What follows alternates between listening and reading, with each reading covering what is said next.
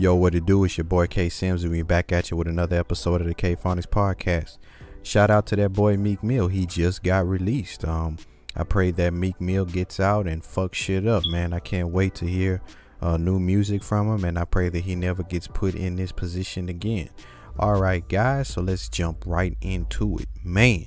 So that boy Jermall Charlo fucked up Hugo Centeno Jr., man. If you did not see it, last Saturday, man, those were three great fights that were on Showtime PBC, man. It was Tank. He started out first, got the dub. Jermall Charlo got the dub, and Adrian Broner unfortunately got the draw. But we're gonna focus on, man, mainly Jermall Charlo. Man, that boy Jermall Charlo like just fucked up Centeno Jr. I mean, look, don't get me wrong, man. Centeno came out. He looked alright, he didn't look bad at all. He looked, good, decent, but ultimately, man, he just couldn't handle that power. And like he said, he got a little overconfident and decided that he wanted to trade with Jermall Charlo, which was a terrible thing for him to do. I mean, man, he just got totally fucked up, man. I mean, he couldn't deal with that left. And then once that right came, man, that just totally just put him out. I mean, he was already going down with that left hook, but that right hook just totally helped put him out, man. Now he is the WBC interim champion, and he is the mandatory for Gennady Golovkin, which most of us knows as Triple G. Now, as you must know, Triple G is fighting May 5th against Vanes Martirosyan, a fight that majority of boxing fans particularly do not care about. I mean, look, they basically chose a stay ready fight rather than fight the mandatory and Sergey Derevyanchenko.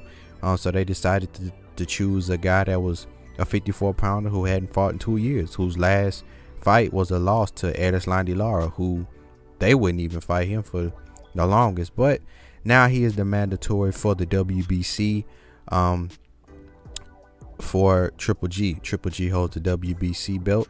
And now Jermall Charlo, he's been the mandatory, but now he's the interim champ. So if it gets to a point to where Triple G does not fight him, the belt becomes vacant, and Jermall Charlo is automatically given the full status as the WBC champion. I think that Triple G should definitely fulfill his mandatory obligations.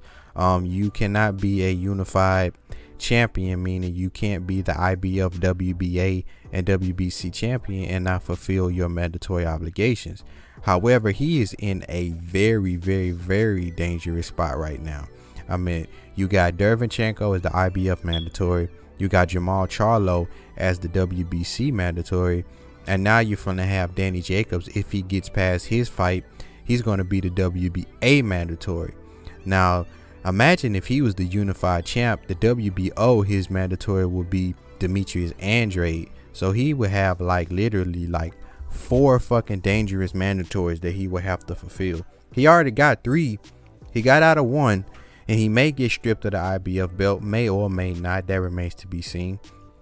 The WBC cares about the rematch between Canelo, so we don't know if they're going to order that fight anytime soon. So that remains to be seen as well. The WBA, I mean, they're kind of funny with their mandatory. So I mean, Danny Jacobs already got his shot, so it definitely should be Danny Jacobs next because he already got his shot. I mean, look, he did well. I thought he did enough to win the fight, but he didn't pull it off, and the judges didn't give it to him. So he already had his opportunity. So the next person in their line should either be Derevyanchenko or it should be Charlo. So we'll see. But I definitely believe that the best option out of those 3 is Jermall Charlo. I mean, Jermall Charlo is just a fucking beast. I mean, he is an animal. I mean, he's big, he's strong, he's very rangy. I mean, Charlo knocks niggas out with jabs, bro. That nigga knocks motherfuckers out with jabs. I mean, if you can knock a nigga out with a jab, hell, you more anxious to throw everything because, hell, you can knock a nigga out with a fucking jab. I mean, your jab is not your hardest punch. I mean, it could be stiff enough for you to keep him at bay, but I mean, it's not going to be usually the knockout punch. So, I mean, that is a very, very, very tough task for Triple G. And I think that he should, be able to, take on that opportunity. I mean, look, at one particular point, Triple G was the only kid on the playground, and he didn't have no other kids that wanted to play with him.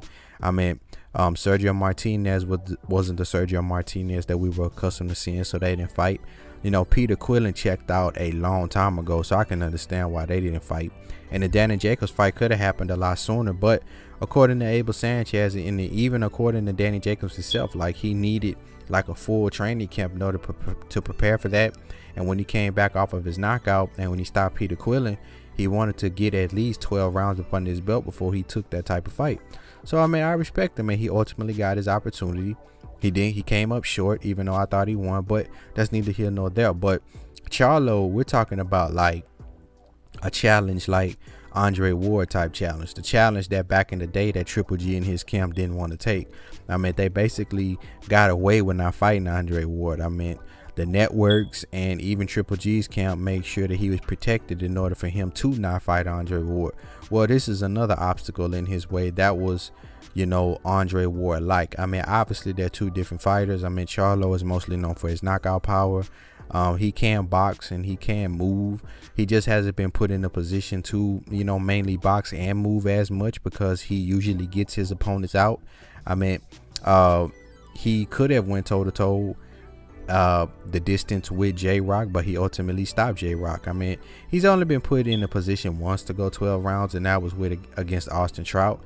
Now, in that fight, he couldn't make the weight of 154 pounds no more, and you clearly could see it.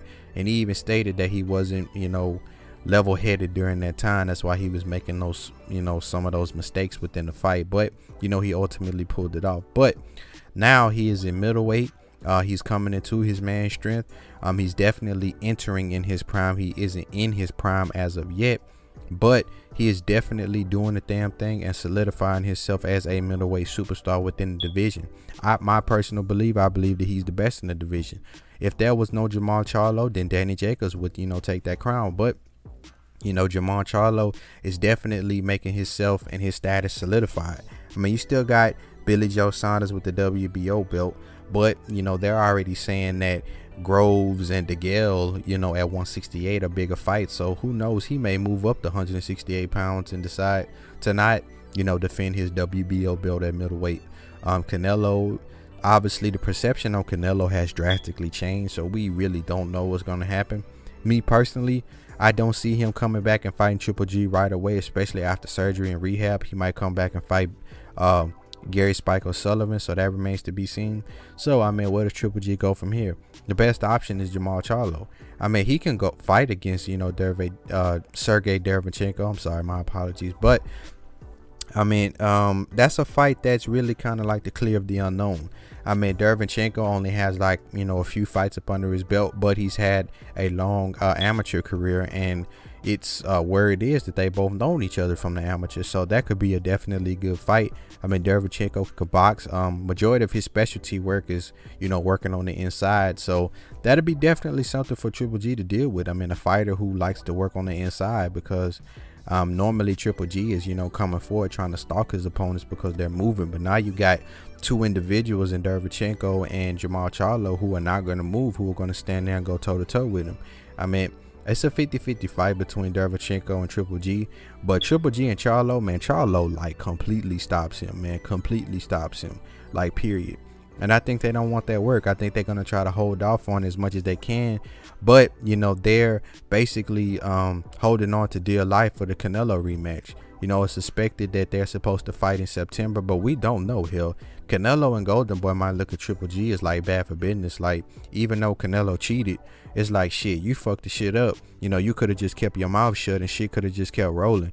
But you decided to, fuck shit up and basically postpone the fight until a date where, we had plans. I mean, shit, Canelo and Golden Boy probably was like, all right, we get the belts, and then like we gonna fight a stay ready fight, and then we'll fight Billy Joe next, and then we'll move up.